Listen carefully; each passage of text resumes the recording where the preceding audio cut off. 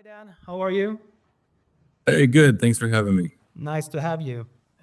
Nice to speak with Dan and not just only of Dan in every group there is on Facebook.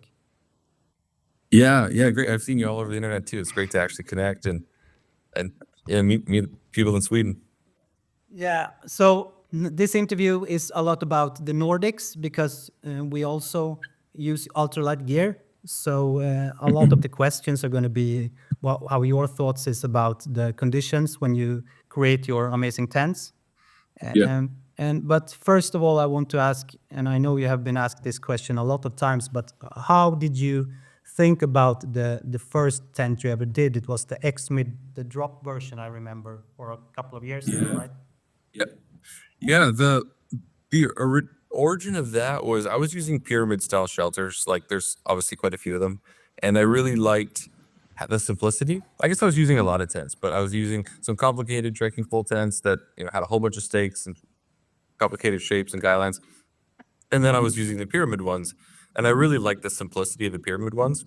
How it was just a rectangle base, stinger pole, just so nice and simple to use. But I just didn't like the space in them because the only high spot is where the pole is, and you can't sit there because the pole's there.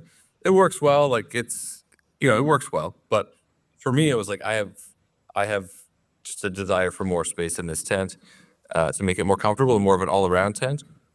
So I was thinking about that for a lot of years and trying to figure out how you could add space because there's a lot of ways to do it. Like you could add struts and you could pull it out with guy lines and you could add like a hoop around the top. There's one tent like that. And all these ideas are like, yeah, like it would add some space, but it sort of makes it heavier and complicated. And so I was just sort of not so sure about a lot of those solutions. And eventually, I thought about it when I hiked the Pacific Crest Trail in 2014. It was 4,200 kilometers.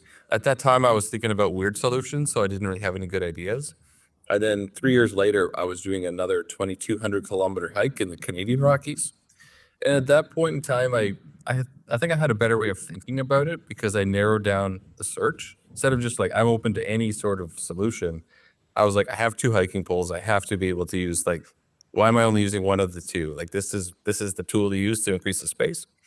And once I thought of that, then I was like, well, if there's got to be two poles in there, and I got to fit, and the poles can't be near the edge, or it's going to be a flat wall, and that they need a guy line for. So the poles are sort of near the middle, and I'm near the middle, and how could it all work? And then pretty quickly, once you say that, you realize, well, if the poles were on one angle and I slept between them, then that's how it could work.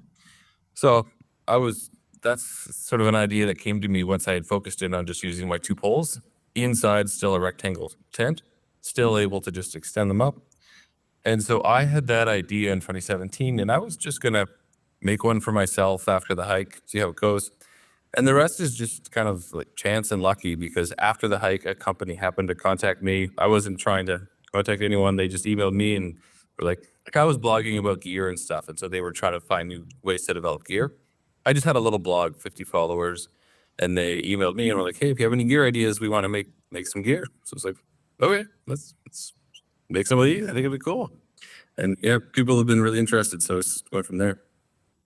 Because I remember when you released the drop version, and even in Sweden, I can say I have as you know, I have the ultralight group in Sweden with, I think Yeah. it's like 25,000 members in this little country that are wanting to have lighter gear.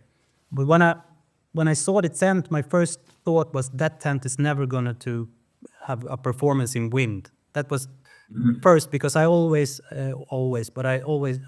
had the pyramid tents, and I think the pyramid tents are really good in wind, especially the DCF ones because they don't move and they're static. And I have had them out for really hard winds here in Sweden.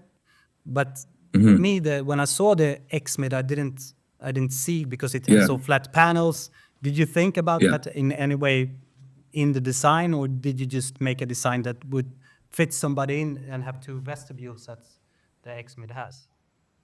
On a pyramid, you usually sleep behind the pole, Yeah. and then you're kind of against the back wall. So if the back wall is shaking and flapping or snow's pushing it in, it can sort of come close to you. Whereas when you're in the center, you're just further away from everything. So that's nice. So those were kind of some of the main things I was trying to do. And then a lot of other stuff was just sort of chance. Like the vestibules, I really like them, how they're beside the door. They're not like the deepest part's not right in front of the door. That was something that was more just the way it worked out. I got the first prototype and I was like, oh, this is kind of neat. It's kind of off to the side. I like that. But it wasn't intentional.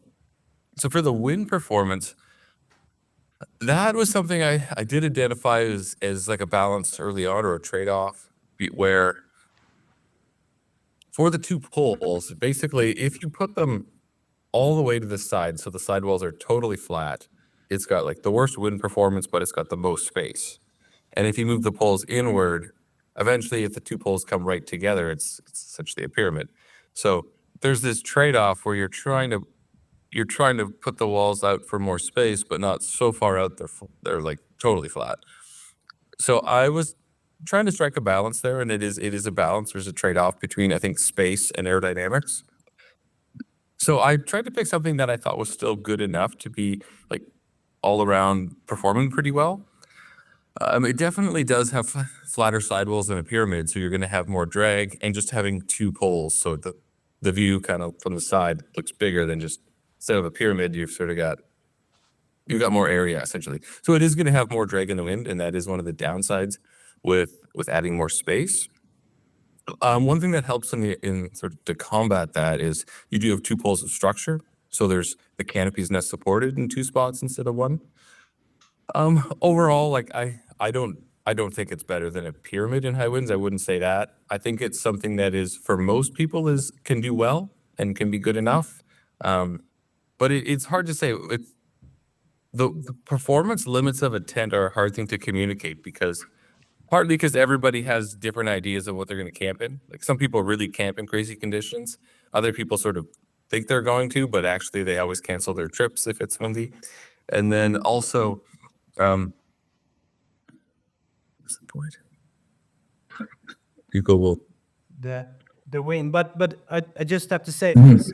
I really like to camp in like windy conditions and just try out the extremes if I can. And here, as you know, in Sweden, it's pretty hard winds. But as you know, I bought the X-Mid 1 Pro the day you released it, I think, the DCF version. And the last hike I was on was 3 months ago in Padjelanta in Sweden, and it was really, really windy, windier than it normally is. And I have the ultimate hike that I arranged in Sweden. We were 16 or 17 hikers. You saw the pictures. It was like 15 X-Mids. So, or poor people that had some other tents. They were in the background outside. But the thing, I had an anemometer, a wind meter with me. So I could just check if it was going to blow, to have some concrete, to just show that how much it blows, because people think it blows this much, but they really don't know how much wind is pushing on the tent. So, my measurement was 18.3 meters per second. I don't know how to convert it in miles per hour. Maybe people can check that later with AI or whatever. But I think it's like 40 miles per hour. I think that's about right. Yeah. And it's really good. Yeah, and the tent didn't move. I'm gonna edit in a video on that when I show the anatomy. But it was good pitched, but it didn't move. It was like the sideways just pushed the DCF in like 7-8 centimeters, but it stood there like a tank. So I was really surprised. And also there was one guy that pitched the X-Mid. I don't want to say any names, but it was pitched like a bag of trash over 2 poles, not even stretched. And it stood there, and he slept there all night in those kind of winds because it was windier later on. So honestly, I didn't expect that. I haven't tried the non-pro version, but as I have talked about earlier, people that want to have a really wind-resistant tent, then the X-Mid is that. And I can compare that with Ultimate 2 from Hyperlight that I usually have, that I wouldn't be afraid to have the X-Mid. Because there's some skill involved, like having good stakes. If somebody brings tiny little stakes or something, and then they get angry at us and all that kind of stuff. So I sort of am a little cautious in what I sort of communicate to people. But certainly, if the tent is pitched well and the stakes are good and it's tight, one difference for the Dyneema and the regular is the Dyneema fabric without the stretch is it's gonna be less flexible and less forgiving in how you pitch it because there's not a stretch. So it's a little bit harder to get the whole tent tight with Dyneema. But if you do, it's more sturdy because there's no stretch. So it's just stronger and it holds its position. So the regular tent pitches a little bit easier, but then will move a little bit more because of the stretches and the stretch in the fabric. Yeah, but I would say I've tested both of them, but I like the Dyneema one because it's just 4 pegs and then 2 poles and then you're done. So, but that yeah. So what is, I think it's 465 grams. I had the one with the Dyneema floor also. So I think. Yeah, I think we even lowered the weight to like 440 now, but it was 465. Yeah. When was that done? I think it's actually your tent. I think actually when it came out, we were conservative because we didn't have the tents yet. We didn't want to overpromise, and then we found most of them were like actually weighing like 440, so we just changed the spec. But those tents haven't changed in the Dyneema floor. Because the negative thing about the tents and with the Dyneema floor, if you're thinking about volume, it's like 20% bigger than, or 10, Right. 15 about with the non-Dyneema floor. But I think the Dyneema floor makes it more resistant. Even if people say that Dyneema isn't so puncture resistant, I think it will last longer. What's your opinion about the floor choosing? How would you choose the floor if you just choose it based on how long it will last? Yeah, that's a good question. So in our tents, we're using a version of Dyneema that Dyneema, as you know, as a sandwich with a thin layer on, or so has a layer on top and bottom and the fibers in between. With our floors, we are using the thinner layer on top and the thicker layer on the bottom, so that it's putting that thicker layer where you need it most on the bottom. A lot of the tent floors and from other brands will use the thick on both sides, which is fine, but then it really increases the bulkiness of it. So this is a smaller increase because it's only on one side, and it still has it on the bottom. For lifespan, it's hard for us to say because they're good at different things. I think for waterproofness, the Dyneema lasts the longest. It's just like it's actual plastic, essentially. It's totally waterproof. It's only going to leak if there's damage, so you can patch it. You can just sort of do that forever until the material's worn out. With the other floor, it's like relying on coatings, so you can abrade that down. And then we never really see the actual fabric wear out. Actually, part of the issue is we hardly see any of these floors wear out. We have a lot of tents out there, and I think we maybe have like a couple people think their floors are worn out. So it's hard for us to speak to because it's only been about 2 years for having the options. Yeah. But I think that both of them are going to last a good long time. I think the main reason for the Dyneema is it's lighter. And then our goal was to kind of make them pretty similar in durability. And then you choose Dyneema for lighter and more repairable and no water weight gain. Or you choose the other floor because it's more affordable for somebody and it packs a little smaller. So the goal was to make them about the same. And we haven't really seen enough floors wear out to like think otherwise. But people definitely like how you can repair the Dyneema with just like a patch and it's permanent. You could patch the woven too, but it looks like a patch. Yeah, I doesn't think you stick could just gear it. I don't know if you have tried that. Yeah. I don't think you would see it if you look at it, Yeah, if you match the color, it's just a little harder to match the color and but it drops. things like that. Yeah. Yeah. And what's your opinion? Because I have had DCF tents for people talk about how long they have had tents. I always talk about how many days have you used the tent on the outside, because I really don't. It's like when they talk a lot of, Hilleberg, the brand, they always talk about, they have had the tents for 25 years, but 15 of those years they have been on a shelf. So Yeah. I can't really relate to that, but I've used DCF tents for many hundreds of nights or days, and I never had an issue, aside from one tent, and that was an ultimate tent, but I just stuffed it and crammed it every time. It was my first DCF tent, but when I folded and rolled the tent, I've never had any issues with, delamination or or that the tent broke. I get some small holes in them, but I just repair them with DCF Yeah. tape. And so how would you say? I know they always talk about the durability of the DCF tents are lower than the nylon tents. Yeah. What's your opinion about that? Yeah. I feel like that's one of those things that people like to talk about, and there's some validity, but it's also not that relevant because, as you say, like they last like long enough. We don't really see we hardly see any of these tents wearing out. If you think about a Dyneema tent, it's expensive for a tent, but compared to a lot of other hobbies like skis or something, it's not actually for an outdoor or serious piece of outdoor gear. It's not that expensive, and you use it for like 100 nights, 200 nights. Like it's not that expensive for how much use you're getting out of it. So we would think that partly for how long it's actually going to last, though, we would think that it is going to depend on how it's treated. I think kind of a worst case number might be 100 nights. And that would be if somebody's like stuffing it and they're also like putting a lot of strain on it, pulling it really tight. Because the limiting factor is the films. There's over time they slowly crack and you get little holes, and then you can patch them.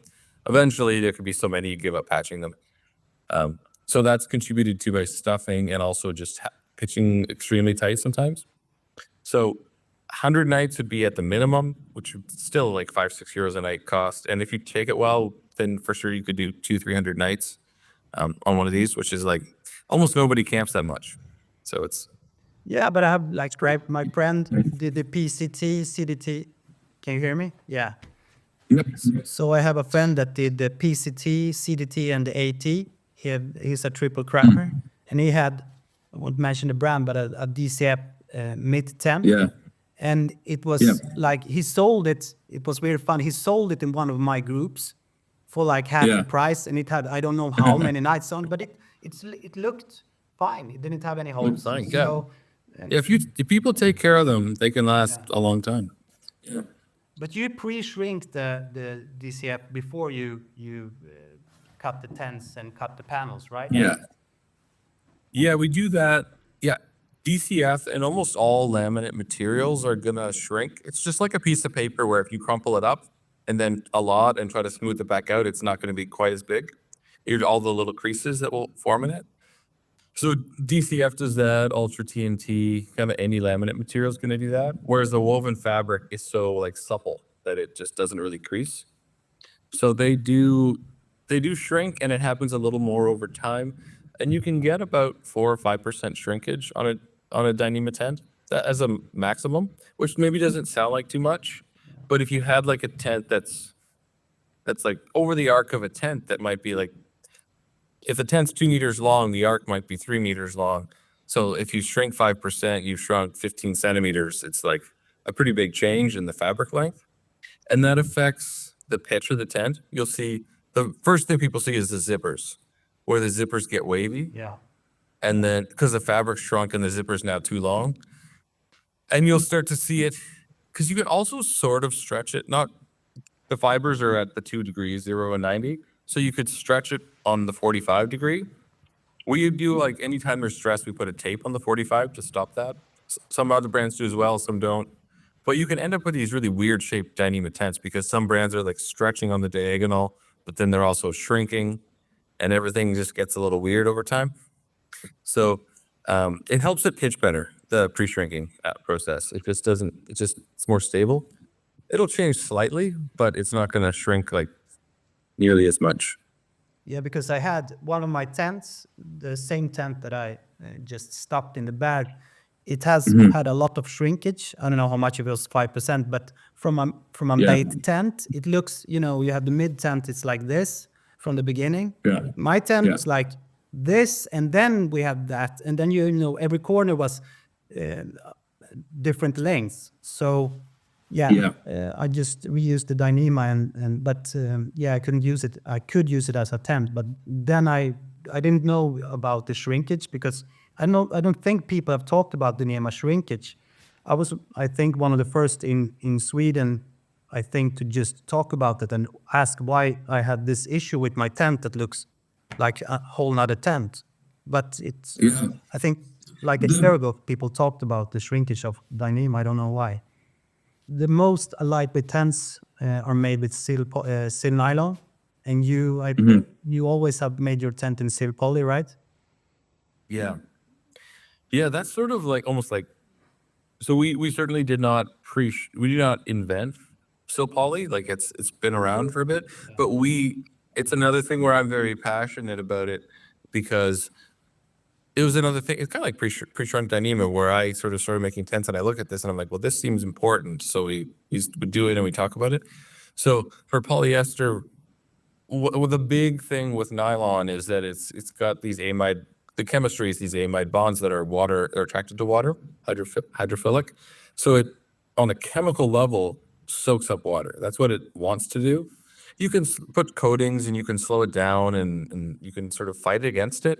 But the natural state of nylon is it wanting to swell up with water. Whereas polyester is the opposite. It's naturally water repelling. So it will, like you can still get it wet, but it's not going to be swelling up like that. So when nylon soaks up water, it actually is expanding, and that brings the chemical bonds further apart, which makes it weaker. But the big issue is the sag for us. And that's an issue on all tents. You'll see like a regular tent, you go to a campground and the fly's stuck to the interior. It's not a good look. But it's especially important for a trekking pole tent because the fabric's part of the structure. If the fabric's loose, like a pyramid, if the fabric's loose, the whole pyramid's sort of wobbling in the wind. So I don't think I think that's a big issue. And I found that a lot of the strength, people were saying, oh, the strength of nylon is so much higher. And it can be. Fabrics are really complicated. Like it's not as simple as nylon and poly. There's like 20 other big factors. But I wanted to do polyester just because it wasn't going to sag like that. So it seemed like way better for a trekking pole tent. And the strength was not as much as people said. They would say it's like twice as strong, but it's actually usually maybe 20%. And then when you get nylon wet, it can lose 10 or 20% strength. So it actually wasn't that different. There is like better and worse fabrics. You can't really say it like that, but we found the strength difference wasn't very much. So we switched to polyester, and we started that in the X mid about 5 years ago. And that's been working really well. Like we almost never see a problem with those tents. Like the fabric lasts super long time. If people use it properly, it's almost never gonna break or rip. And so we're using that in the X mids, of course. And then for our new X Dome, we have a new sil poly that's even stronger for the weight. So we're really excited about that because it is lighter, but still essentially the same strength. And now it's actually, with this new chemistry, it's basically equal to nylon for strength to weight, even when they're both dry. Okay.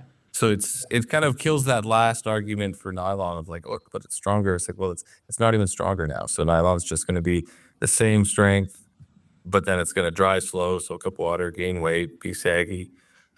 So I'm a big fan of polyester, and it's nice to see lots of other companies switching too.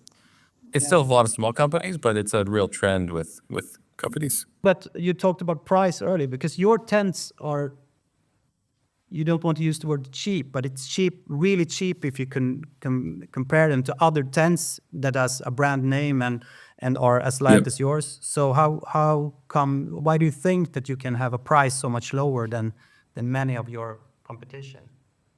Yeah, there's I think two parts to that. So one is just because we sell online, we don't have a retailer markup. So a normal tent is going to have a retailer that almost doubles the price. So if a tent is say 500 euros in the store's buying it for maybe 300 euros. So then a company's got to build it for like 150 or 200 euros. So they can cover their costs and make a bit of profit to selling it to the stores. For us, we don't have like the stores. We just mostly sell direct to the customer. So then if we're trying to compete against that $500 tent, we could price ours at 400, but we could still build it for like $300. We could, instead of 150 or 200, I keep mixing dollars and euros, but we could build it. We could put more money into the product and actually build it more expensive, but still actually have a lower price because there's not that retailer adding so much. So that's a big part of it. For example, on the X Dome, the carbon poles, we looked at aluminum poles from DAC, who do like most of the poles, and the Easton carbon poles were about 2.5 times the price. So it's quite an increase on the tent, more than double for the poles. But because we don't have the retailer markup, we can put more money into making the product better and still price it a little bit lower. And then the other part of it is I just like to have good value for people. I sort of come from like wanting good value. So what we do is we don't really even hardly look at cost when you build a product. I'm just trying to make the best product. But then once we've got it made, then it's like, okay, well, like kind of how low could we price it while still, being healthy for us and they're not like putting us in a bad spot for our business. But I know like a lot of other brands in our sort of position with direct to consumer still would have more of a cost increase, like a markup on their tents than we do. So that's the other part of it is we just like to have a good price. So we're not in any way like cutting costs out of the tent. I would basically never. For example, on your X Mid Pro 1, we use these super light zippers from YKK, and they're like almost 5 times the price of a normal zipper. They're like $15. Like our cost is like $15 for a zipper, and a regular one's like $3 or $4. But we do them because they weigh like half the weight. We're like, well, that's great. We could save some grams, and they're just this is for the interior doors. They're just as strong, so it's a chance to save some weight. There's no downside other than price. So we're happy to put about an extra $10 per zipper. So it's about $20 on the tent that costs us, that no other brand is doing. Yeah, I really like those. We're gonna do that because we want to save the weight, and then we'll make it up with like less markup on the tent, basically. Yeah, because if you pay like that kind of amount, I don't know how much a X-Mid one is, but with taxes and everything, I think in Sweden it's like 1,100 euros with all included. So that's yeah. Yeah. If you want to invest that, because you can buy the non-pro tents and it will be fine. It has less volume and a lot less price. But then for me, I want the lightest I can buy and at least under 500 grams. So it's almost like half of the tent price. So in total, so you pay for the tent, and how much do you take for a X-Mid Pro 1 with the Dynama floor right now? In US dollars, it's about 600. In euros, I think it's still about 600. So let's say you take 600 for the tents, and we in Sweden pay $1,000 for that. So that's how people feel the tents cost. So that's a lot of money for someone who just doesn't have ultralight hiking for the main purpose in life. So, and that's one of the nice things about having the low prices that you have in your non-Dynama tents, if we call them that. But it's a step into a good tent for a low price. Yeah, that's a struggle for us in Europe because the taxes are a barrier for a lot of people. My understanding is it's mostly like a lot of the taxes, the VAT, about 20% VAT, and then there's a duty on tents of 12%, and they're on top of each other, so it's a lot. My understanding is most of that tax is still applied when the tent's sold locally. Like they have to put VAT in the price, and the company has to pay the tax when they bring it in. But people will see our tents and say, oh, it's a $600 tent with 1,000 after tax, and they'll see another tent that's just 1,000, and they think it's more expensive when it just has the tax included in the store price. So we are trying to make a new store for Europe where we have all the taxes in the price. It's not really going to be cheaper, but people will like it better because I think they like the taxes to be included in the price. It isn't cheaper. I bought because I know the prices in Sweden but the sell for. So it isn't cheaper to buy in Sweden, as you say. I think it's the same or a little bit cheaper. I won't swear about it to buy from Durston and pay the tax, but people, for most of all, people don't buy things outside of the European Union, so they're not used to taxes and they're afraid of like how much it's going to be because they don't know. We have a site for that, but people aren't looking at that, so they're afraid to buy outside of Europe and paying the tax when they can just see the price, all they're going to pay in total, and they know about it. So I think that's a bigger issue. Yeah, and I know I said we don't have retailers, but we do actually have a few shops in Sweden. There's I don't know if I say it right, but like Fodalsport.se and I think backpackinglight.se and maybe one more that do have our tents in Sweden. I think that's what you're talking about. Yeah. And we can do that because they're mostly online shops, so they just need a much smaller markup than like a physical store. Yeah. But still, it is a little more expensive because they maybe add 10% for their costs and for themselves. So if people want to have it all included, that's a good way to go. Or if people want to get it really fast, but it does work out a little bit cheaper directly from us, even with the taxes. Not much, but it's quite the same. So, but you see the price Yeah. in whole. But you also have like Yeah. outdoor line that you also sell to. So Yeah, outdoorline.sk in Slovakia, I guess, and they probably ship there. Odd 7 Kilo has a lot of our stock. They're in Czech. okay. Pod 7, they have a lot of our Outdoor Line and Pod 7 Kilo are kind of the ones that have the most stock, I think. Yeah. So they have maybe the most selection, but there are at least 2 shops in Sweden that probably are the fastest. People are in a hurry. I wouldn't say, because outdoor line, I love them because they always have things in stock, and you can get a 10 Okay. 1 to 2 days. So really? yeah, Okay. and they have like good customer service, and they always, the problem I think is for companies to just have a bigger stock because they have to invest. But I don't know how come they can have such a big stock, but they always have like earrings. So Okay, that's good to know. Yeah, I wasn't sure if they like mostly just sell to Slovakia or if they're all over Europe or how that works. no, they are all over. So when they Okay. ask about it, I would recommend them if they're not Sweden. In Sweden, we often buy from we have like the discount codes and so forth. But that's a really nice store if you're in Europe. So I hope still bring Durston gear. Yeah, they've been a great partner there. They've done a really nice job and having us even on their homepage sometimes. And Yeah, and also we have Fjällsport, as you say, and Backpacking Lights. So we have our local stores also, which are great. Yeah. So Yeah. another question, Dan. What did you think when you released the Iceline pose without the strap? We had the big strap Ageddon. yeah, we did. Yeah, I think that was an interesting one. So a lot of my gear design is done pretty much just by me. I'm sort of making gear that I really like and excited about that matches what I want to use. And I don't have a lot of like connection so much. Like we do once the product's released, we connect with everybody all over the world. But until then, it's sort of a secret project just here in our workshop.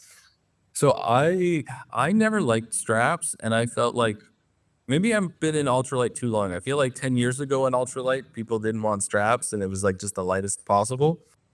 So I think I had it pretty much backwards. I thought maybe 80% of people didn't want straps, and maybe only 20% did, but it's probably flipped. And that's what we see now. We launched the poles again yesterday with both versions, and the sales are like 80% straps and like 20% no straps. So it's like, yeah, I was not understanding what the preference was for that. I remember when you It is my sorry. it's my preference to not have straps, but it's not something that I like feel strongly about. It's not like polyester and nylon where I think poly is way better. I think it's preference, and we're happy to offer kind of both versions. Yeah, because do you remember when you released the poles and the first thing I just sent you, no straps? And for me, because for me, I can't use a pole without the straps, because the straps are the thing that I can just pull on and get a nice pull. You know, if I don't use the poles, I can just release them and they will still be around my hand, around my hands, so I can just do something else. But as you say, but have you ever thought about having like a group or having some people besides yourself that can just evaluate and just come with feedback on your gear, or are you going to on forward just keep it to yourself? Yeah, it's a good question. I definitely see the benefits of that, to have more of like opinions and input and, second opinions, because there's always something where you think you got everything perfect, and then you release it and everyone wants it a little different or something like that. So there would definitely be value in it. What is harder for us is that to actually provide those, provide the gear, because when we develop a gear, we make a prototype and then another one and another one, and we're changing them really quick. We kind of make one of each and we just keep changing them. And then we get to the end and we're like, finally, because we wouldn't want to send it out to testers really early on because it's just got so many problems. But once we get it done, we're all excited and we want to show it off. If we then do a production run for testers that's like 25 or something like that, and then send it out, we would want them all to use it for a few months, which would be great. It would be great. It would slow down how fast we can release products. And I like to it's a balance, because you want to do it right and you want to catch problems, but you also want to get things released and happening. So I think it will happen. We have actually done a little bit this year with like 3 people on testing some stuff. I think it will happen as we kind of turn into more of a like a real company. At first, it was just like me in my garage, and it was like no way we could even produce a few tents for like other people. But now we have a little more capacity, so it could be something where we start to have a little team of people that review and give us feedback before we release something. Yeah, because that was, as you know, I get a lot of questions, and many wants me to ask you the questions because we talk a little bit. But that was one of them. Why, if and when you're going to have some kind of team that test them out? Because I think people understand that you do all of the testing and design yourself. Yeah. But maybe that would be some. But nice to hear that maybe that's something in the future. So not that you do bad stuff, but maybe some input would just give you a bigger picture. But the strap, We would have had we would have had the straps a lot sooner. yeah. And now my question comes down: when will we see a white backpack from Durston? A white colored? Yeah. Yeah, those are interesting. The we almost had a white one.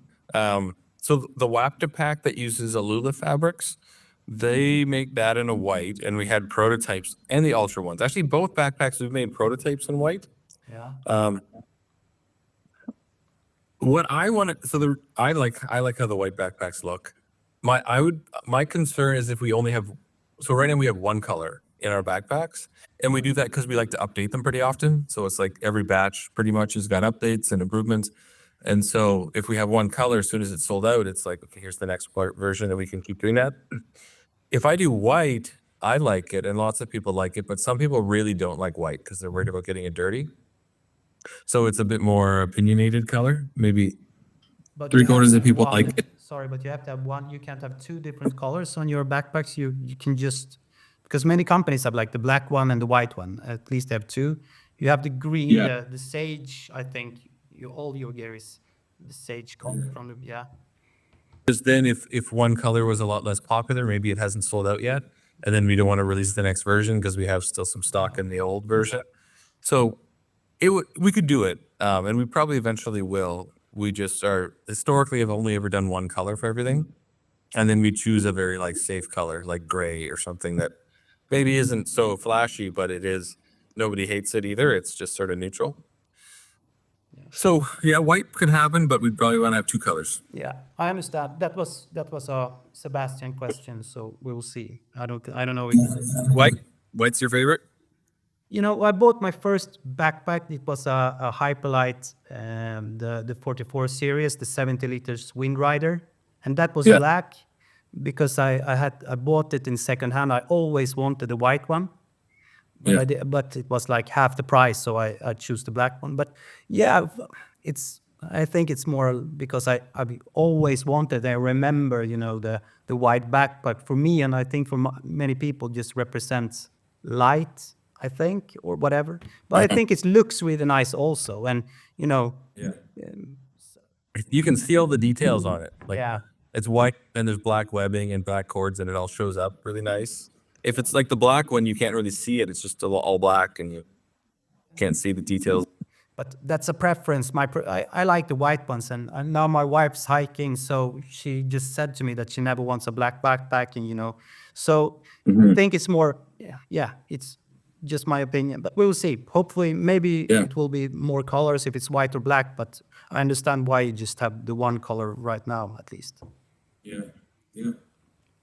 So moving on to what we're here for. You released the X-Dome 1 Plus. And I'm going to ask you something because I've tried it out for one night only because I just got it. It was in customs. No, not in customs, but you have issues in Canada with your post. It's just great. Yeah. So I think I waited like 3 weeks, I think 2-3 weeks, even if it was, I think the first ones that were shipped from you.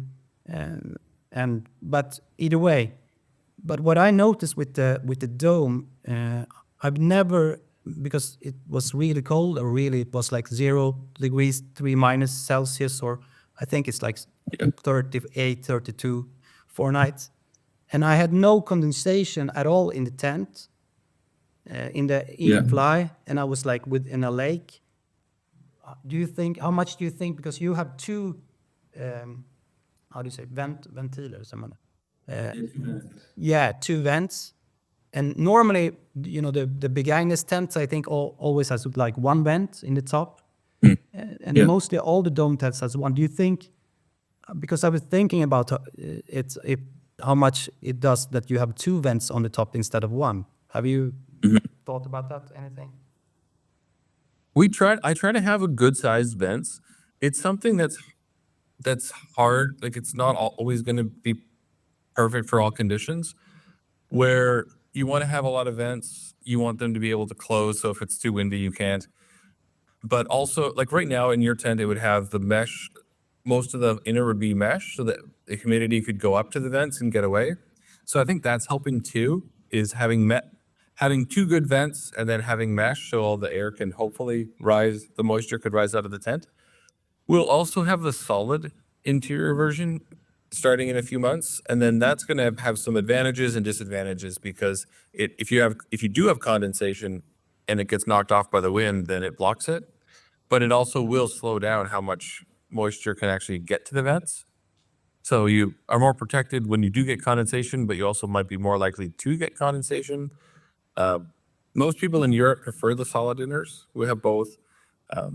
And the vents will most usually help, but if it's really humid, sometimes it's just so humid everywhere, like outside, inside, it's just the vents end up exchanging wet air for other wet air. But usually it's quite good. I think it's about as good as we can do. I think it's Yeah, I think it's because I was really surprised about that. But either way, I asked you for, I think, a long time ago because we talked about the X-Meet earlier, and I asked if you just couldn't have just one vestibule and you can just have all the space, and you talked about how the pools. Yeah. And for me, it's like, because we have many people with dogs, I guess it's like the same in Canada, to hike with the dogs. But the dome, I never heard you talk about how good it is for people with dogs, because you have the triangle over the head part where you just put an EVA foam or whatever. So how come you never talk about the dog part of the dome tent? Yeah, so as you know, the dome has that floor that's sort of narrow at the foot end and gets wider. And so if you sleep there, you've got this extra space. Yeah. A lot of different things with that space. Some people put their backpack there. Some people just like to spread out. Some people put their kids. Some people do dogs. But I mean, it's a great use of that space, and we probably should mention it.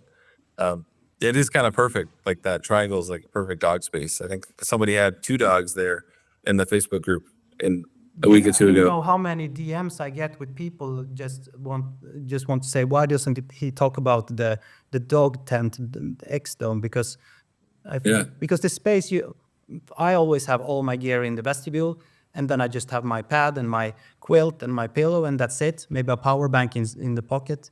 But that space is, for me, it's like dead space. It's there and it's nice, but I don't use it. But if I had a dog, it's like, I think, the perfect space for just having a little triangle with a EVA foam or whatever. And I get a lot of pictures from people that are out with the dogs. Not a lot, because it was like a week ago, but people are just talking about it. They're going to have their dogs there and whatever. So maybe that would be something that you could communicate, because I don't think. Yeah. It's a good point. We should do that. We should do that better. And tell people that. Yeah, maybe not, but yeah. More. Let's see. And I also get a question, or I have a question. I heard something about that you're in the next version of the dome that you're gonna have another tie out on the corners, right? Because to make it more sturdy in the wind. Is that something that will come in the April launch that you have? Yeah, so we're always updating our gear. Like we're always getting feedback, always trying to make stuff better. So there's always changes to stuff. That was a pretty small change. So what we're finding is we have on the One Plus, we have one main guy out on each corner, and that works pretty well. We had one person in quite high winds. It was, I think, about 20 meters a second. It was 73 kilometers an hour. They had some issue at the bottom with the poles getting a little bit of a bend in that wind. I think it could have been okay in that wind if they would have used more stakes. the end of the tent was into the wind and they didn't have the stake in the middle of the end, which I think would have helped and held the poles. So I think even that pretty high wind, the tent would have been okay with that stake. But we're still it's not hard to add more guy outs to help out and just make it even better. So people that have a tent right now, you can basically do the same thing because there's the clips that are on a webbing. You can just put a cord through the webbing clip lower down. But that's not as kind of obvious. So we'll just put an actual separate loop for the next. So that is for the April batch. There'll be the extra loops there. Okay. All right. So having said that, I'm going to ask you about what you think is the biggest changes from the like X dome to other dome tents, because for me it's the small footprint where you don't have the diamond vestibule that it goes out that you have to tie out. And I think a lot of people are wanting to have a smaller and smaller footprints because there isn't so much space when you're out in the mountains and whatever. So I just have to ask you, how did you come up with the idea of because I know it's kind of X-mid thought in the inner tent and how you pitch it, but when did you come up with the idea that you don't have that vestibule you have to pitch out? Yeah, so the X-mid, the sort of ideas from the X-mid work, but they work for different reasons. In the X-mid, a lot of it's about trying to make it simple. Like we're trying to make a floor and vestibules inside of a rectangle fly, so you can just stake out a rectangle and you have that simple pitch. In a freestanding tent, that's not as important because it's not like that hard to pitch. Other tents, even if they're a hexagon. But what it can do is a number of other things. So the floor plan in the X dome is that, as you know, the wedge-shaped floor with a vestibule, all of it inside of a rectangle. And so we were still making it work in a rectangle fly, but the advantages are different. One of the big ones is the way we can make it pitch both fly first and inner first. I think it's different for you guys in Sweden, but here in North America, almost all the tents pitch inner first, and then they get soaked if it's raining, and it's not very good. I think it's less common in Europe. But if you have a hexagon tent, you don't have a straight line to hold the poles in position. You have it's going to be a V with the vestibule. So if you have a poles that want to spring out, and you have poles that want to spring out, and you don't have the interior yet, it can pop out. So you'll see tents like Hillebergs and stuff that have like a strap across the door. So it's just a little more complicated if you want to pitch it, say, without the interior. And then also the vestibules, the classic shape, it tends to hang off a pad if it's the rectangle tent pad and the vestibules hang off.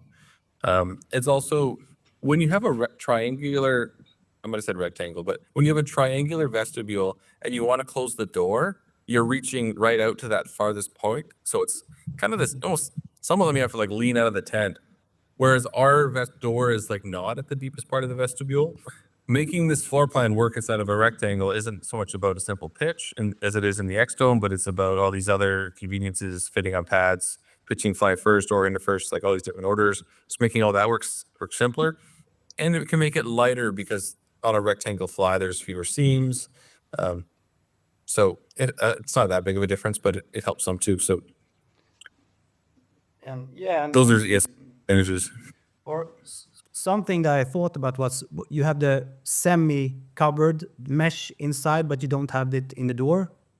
And can I just ask why you don't have? Because that's the part where you want to be from the wind. So how come you just made all around? You made a covered part. I don't think like 20 centimeters, I think. So it just helps you don't get the wind in the mesh. But where you need it the most, I think you didn't put it there. How come? Yeah, so that could be something almost like the pull handle straps, where I do something that's how I like it, and then not everybody agrees. With the X-mid tents, we don't have any solid fabric. It's just we have a solid fabric, but then the mesh one is just all mesh. So I thought, well, we'll put some solid fabric here around about 20 centimeters to block the drafts. I personally didn't like it on the door because I'm cooking in the vestibule, or I set a lot of things there, and I found with the fabric there, I couldn't see. I would like leave my spoon there, and I'd be like, oh, where did I put that? And it's hiding behind that little mesh on the door. So for me, I thought it was like nice to be able to see out there. And then for actual users, I think that certainly not everyone agrees with me. I think probably most people right now would prefer, like what you're saying, to have the solid fabric still go across the bottom of the door. Yeah. I do think that a lot of those people are also going to end up wanting the full solid interior. So in North America, I think people are just glad that there's like some some solid fabric, and they're like, oh, it's good, it's great. But over in Europe, more people expect a higher level of solid fabric protection. So those people do want more, and we might do it. So the reason is I like to see into the vestibule and yeah, have better views, but we will add it if enough people want, but I do think the solid interior coming out in April will be like something that is even better for a lot of those people. So let's see. I can see, but for me, it's like the best of two worlds because when you have a solid, it's a little heavier tent because you have to have the solid fabric on. But this was like the perfect in between, I thought, when I saw it, because I didn't see the door at first. I just Yeah. looked in the tent and I said, okay, here, just put a panel. So it's like a semi-covered tent. Yeah. And then I was Yeah. like, why isn't it on the door? So, and that was, but now I understand that you said that you want to see your spoon. So everybody that It sounds silly, but yeah, like my spoon and my shoes, and just I set something there, and I'm like, way to go. But maybe I'm thinking too much about my own needs. I think it would be good if you had someone more. I don't say anything bad about the dome or the XMID, but I think you have a little quirks for yourself that may be used. But that's only my opinion. But maybe the next version will be with the. But are you releasing the next version with the same inner for the 2-person tent, or the one that's launching in April, or? We are going to have for the current One Plus size, we'll have both inners in April. Yeah. So the Mac and the solid, and then for the 2-person, it's about the same time, and it will also, I think, right from the start, be both interiors, mesh and solid. Yeah.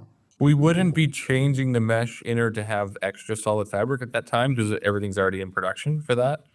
But we could, if we get enough requests, people can send me a message and say if they agree or disagree on have a poll on the group or something. But if enough people want that on the door, we'd probably add that for next year. Maybe in the fall 2025 or something. It's not a big issue. That's people like us, we're just nicking on the small things, but that's maybe because we're nerds about it. Okay, but I understand. Or maybe I just got to give something to complain about. So it's Yeah, because honestly, there isn't. I made a post in my group, and just said I tried it, and I don't find anything that I can complain about, like in the XMate. So I think for me, I think people just want to find something that they can complain about, because honestly, there isn't anything really big. You can just find the small things. So maybe that's a good thing, also. yeah, and I love the feedback. Like we have so much engagement with people, and like we change our products, and it's great to have the feedback. And most other companies like update their tents like every few years, and so if there's all this feedback, maybe they don't even hear it, and then 4 years later there's a change. But if they did it, you don't know. If people want this, like it would be something we would do. Yeah, I know. Pretty quick. We're always changing. Yeah, you never gonna know what you're gonna get in the next version. So I understand that you have to do quite a bit very fast. You have talked about a lot of things, but you made a video with the X Dome because, as you know, we have a lot of snow in Sweden, and we can have snow in mountains in the summer. I don't know how it is in Canada. I've never been, but and you did. I remember you did the test in your video where you put like 5 pounds of water on the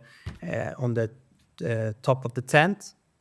And you remembered, and how have you tested it? How much it really can just take before it cracks on the outside of the tent? Because on the top is one thing, but you get a lot of snow, it builds up and it pressures in the poles.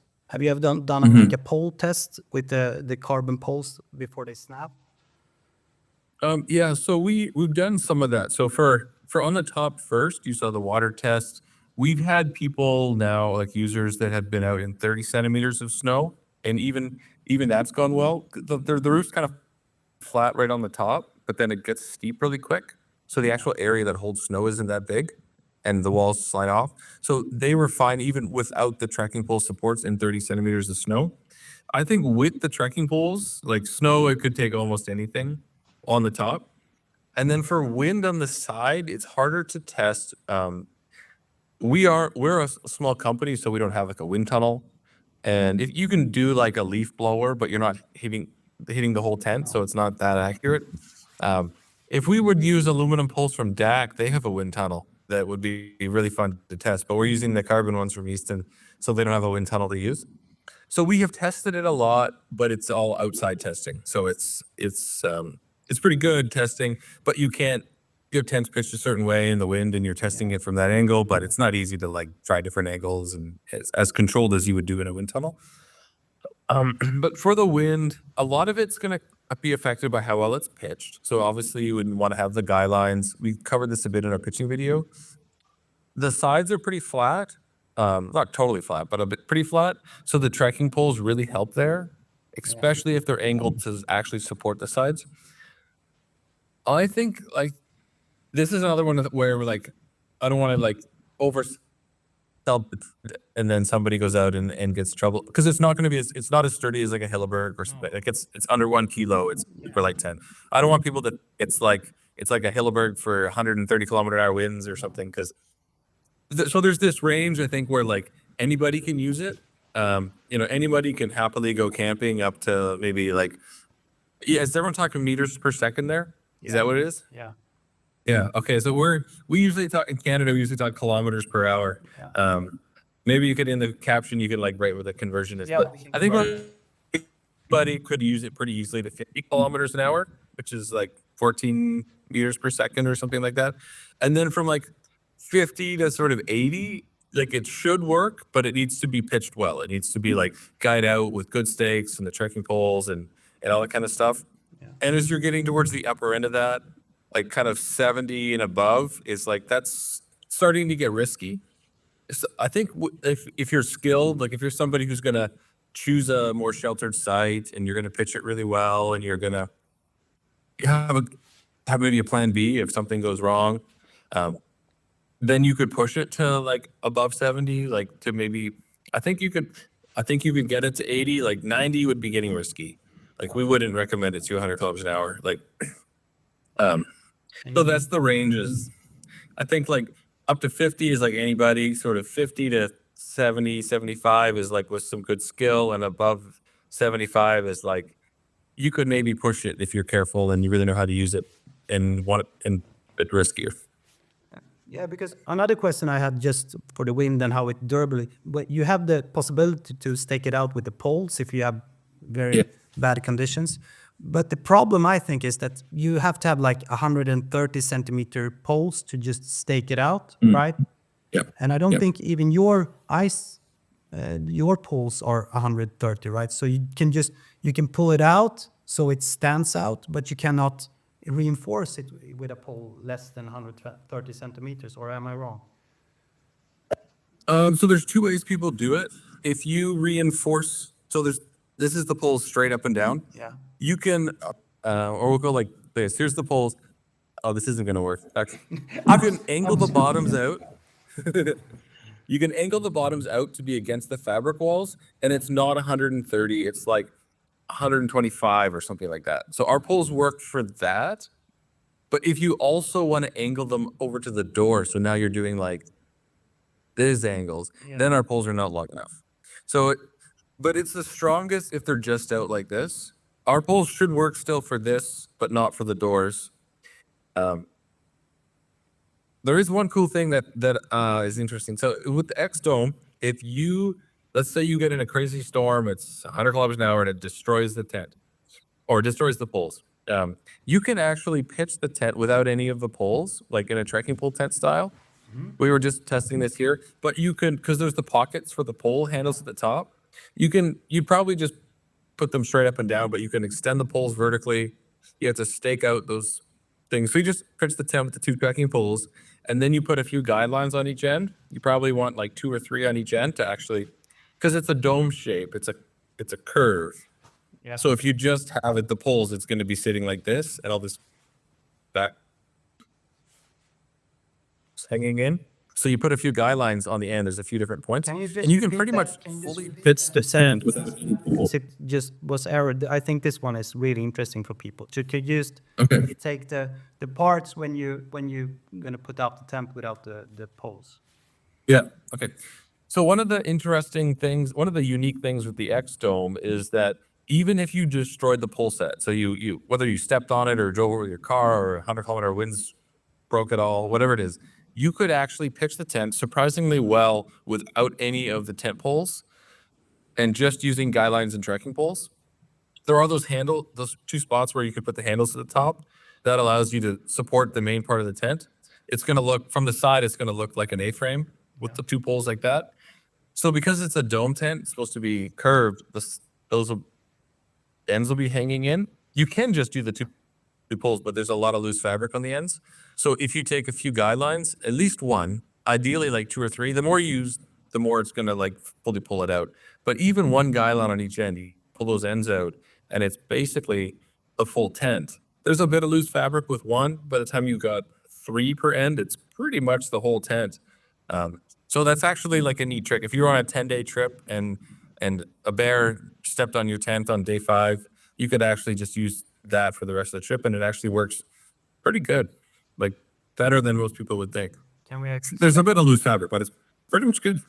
can we expect a video on that later on, or I think I do want to do a video. It's winter here now. I got like 40 cms of snow outside right now, but maybe I think next summer I'll make a short little video on just one of the neat things when we release a tent. There's so many like people that have ideas and neat ways. Like there's neat ways to roll back part of the fly, pitch like half fly, half inner. There's all these things all these ideas people have.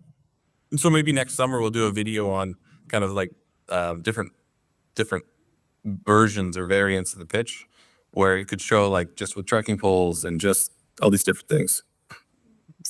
how many views do you get from like a dome video? This is my own question because that's, do you know how many? Because it's a pitch video, so it shouldn't bring so many views normally.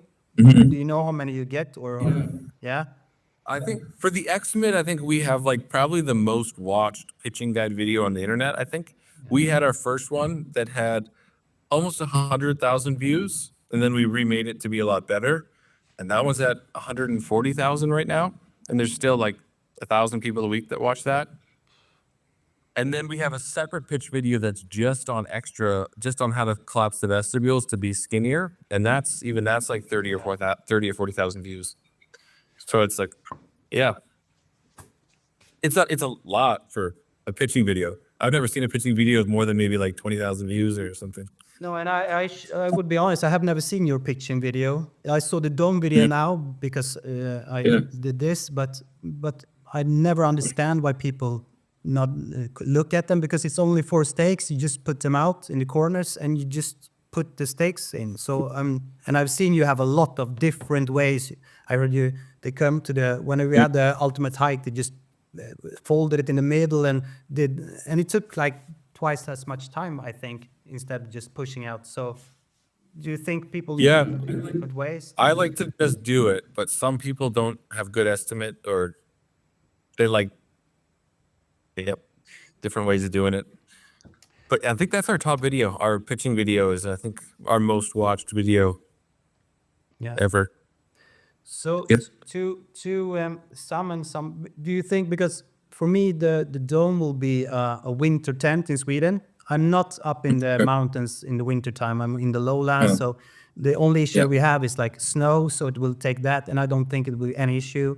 You want a tent that has good ventilation because you don't want the condensation inside, and we have winds, but it's not as much as in the highlands. But do you think, would you say that the dome is more a 4-season tent, or do you want to call it just a 3-season tent, or what can we expect? Because as I think everybody knows, we have the Arc Dome, that is the winter tent. It's heavier, but but in winter tent in Sweden you have the skirt, right? So in Sweden we can only call a tent a winter tent, or we just don't call them a 4-season tent if they don't have the snow skirts. But I understand now you can do that because of how much pressure. I don't know if there is some static thing about how much pressure it have to take. But would you recommend it for a winter tent? Because I've seen a lot of pictures from people that just have it. Someone had it in a storm, right? It was some Instagram I saw. In the UK, yeah. And it was really blowing, right? And it was snow and it just stood there. Pitch it anywhere, the windiest possible, it's going to be fine. Other people mean that it's like they just go camping in the winter. It's in the forest and calm, and then you say, oh, it's not 4-season. They think they can't go camping in the winter. Yeah. So I wish there was a test. I wish there was like a standard for like how much force on like the top and the sides and all that kind of stuff that would speak to the strength. And then you would still have the sort of the style of the tent, like solid fabric and skirts and things like that. But I wouldn't call it a 4-season tent. That's not really what it's trying to be. It's trying to be like a very good kind of 3-season backpacking tent. So we would call it like a 3+. If you could use it in the winter, 98% of the time it's going to be fine. But if it's a crazy winter storm, then choose like a true 4-season tent. Okay. Yeah. Yeah. I think that at least in low lines, it will be really great to have because of the low condensation and that it can manage a lot of weight on top. So we'll see. Yeah. I'll try it this year in Sweden and I'll come back to you. One thing that I've thought a lot about, you have, and this will finish the interview, is you have the Durston Gearheads, the Facebook group. And that's one of the questions I get, if it's just some kind of religious deal or if it's a cult in real life, because you have a following, right, that's really, really following you in like everything you do. And is that something that your board's involved with? Because they have a administrator that's called John Sweet, right? Yeah. He's really, really great, I think, because he answers questions like he was you, right? Because I see him answering and he has all the, So how come that group, were you involved with that group, or was that a group that just rose from nothing? Yeah, it grew from nothing. So my gear started about 2018, and we didn't have anything like that for a few years. And about 2020, 2021, John messaged me on Facebook and said he wanted to think about starting a group. And I didn't think anybody would want to join the group. I was like, cool, we have like 1 or 2 tents at the time. Can you talk about one product? Like, you're going to run out of things to talk about. I didn't think anybody would want to join. But John brought a lot of kind of fun to the group, like a lot of personality and jokes and things like that. So part of it, like the sort of the cult, is a lot of people just like having fun and joking around. Partly, I think that's because there's not actually that many gear products to talk about. So then people make jokes. Like we had like our tents are a sage color, and that became this like joke about sage is the holy color and all this kind of stuff and everything. People are like buying sage water bottles and sage shirts and just having fun with it. So it's a lot. People are having a lot of fun with it. Some people get a little carried away and they get a little crazy sometimes, but most people are just having fun and joking around. And John's been a great. We appreciate everybody being so interested in our gear and being part of that community. And it's flattering to see that, like, I think there's 14,000 people there now that join the group and talk about the gear. So it's neat to see all the community interest, and we get so much feedback, like again about the straps, but about everything. People are really helpful on suggestions, and people help tell other people about our gear and a lot of feedback. So it helps us make the big gear better. Yeah, because I know that group is just segmented on Durston gear, but in my group we have 25,000 members, and if somebody asks, and it's my fault also, but if somebody asks which tent should I buy, then it's like 99% the Durston 1 or 2 or 2+, and then there's like 2 people saying, okay, you can buy this tent. So I get a lot of questions if we're like why we only talk about Durston gear. But I think that for me, I had a real issue when I bought the first Durston tent, because I just like the style of the mid tents. But I think for most people, it's just a comfortable tent. You can be 2 meters long. You have the 2 vestibules. You can get it for under 500 grams. But I know you noticed even in the American group or in the Australian group, if you get you have your gear. I've never seen any gear talked about as much as yours. Do you think it's because of the convenience? Because as you said, in the mid tents you have the slightly sloped walls, so you get the foot box in them, you get the condensation and so forth. And you have the pole. Your tents is Yeah. a really comfortable tent. Do you think that's why so many people have them, that it's a low threshold to get to that tent? Or what would you say is the big? Yeah. I think it is like a really like all around tent, kind of pretty good at everything. Like it's easy to use, it's good space, it's reasonably strong, it's a good price, and it's kind of unique. Like it stands out because the shape's different than a lot of other tents. So I think it is like a really good all around tent and a really good weight, which is why people really like it. But I still don't understand why so many people are as passionate as they are. Like it surprised me too. Like I think I really, of course, really like the tent, but to see so many other people like recommending it is, I'm just glad they're I liking think you it. you just lower the threshold, because I've had, I don't know, 20 tents that's in the segment lightweight or ultralight from whatever, and I've bought new tents every month. When I bought the X-Mid Pro, everybody said, okay, in 3 months maximum, you're going to sell it and buy another one. Yeah. But that's the tent. I had the Ultimate for longer, but this is the tent that I just bring. I have a lot of tents, but when I go out, I just want the comfort. And I think that much of it is the easy pitch. You just pitch it. Yeah. For me, some people say it's hard. I've never had a tent that pitched so easy. And it's Yeah. 500 grams, and you get the space inside, which you don't get in other tents that I have tried either way. Maybe there is for that weight. And I don't know, many people want the double vestibules. I don't know if that's an issue, but either way, you have a Yeah. lot of room for your gear. So I think it just lowered the thresholds for maybe new hikers to just buy it instead of Right. the bigger tent where they get space. So that's just what I'm thinking, but I don't know. Something like that. Yeah, I don't understand it myself. I'm not like a marketing person. I just try to make tents that I like, and then it's neat to see like Yeah. how many people are interested. So final question, Durston. When will we see the X Dome in DCF? Yeah, that's gonna be cool. We are not like confirmed on that, but I think it would be. I'm really excited about it. I think that like that's gonna be. So one of the things with DCF on freestanding tents is that the ones that have existed, not all of them, but most of them are from pretty big brands. At least here in North America, they've been really expensive because they're in a store, or they're not like freestanding. I think there's a lot of interest in a tent that kind of like the X-Mid. The X Dome is a very like friendly tent in the sense that it's simple to use. You don't have to learn very much. It's spacious. It's kind of good at everything. And so I think if we can lower the weight even further, people are just going to love that, and we love Dyneema. So to answer your question, we are definitely going to work on that in like the next few months. The soonest would be like for next year, for 2026. So it could come out in like fall 2025.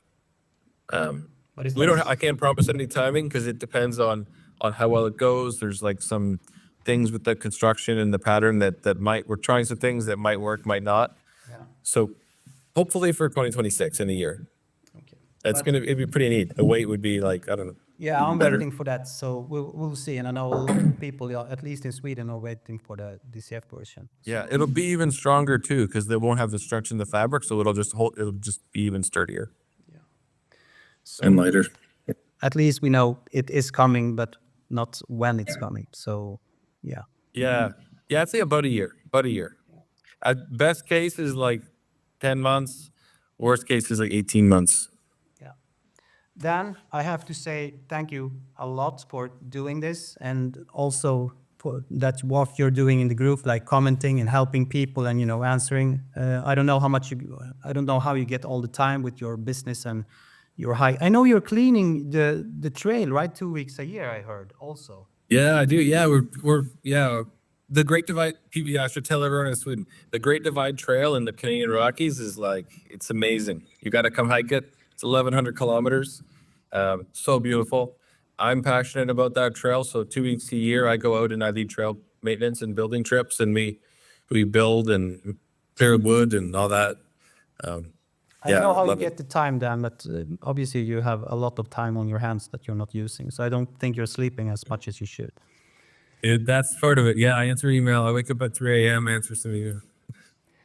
Dan, thank you very much. I hope a lot of people in the Nordic sees this because, as you know, we have different demands on what we want in a tent, and I think you have thought about that in Hextum, and we'll see you in the next release, and hopefully the straps on the Iceland poles will still be there in a year.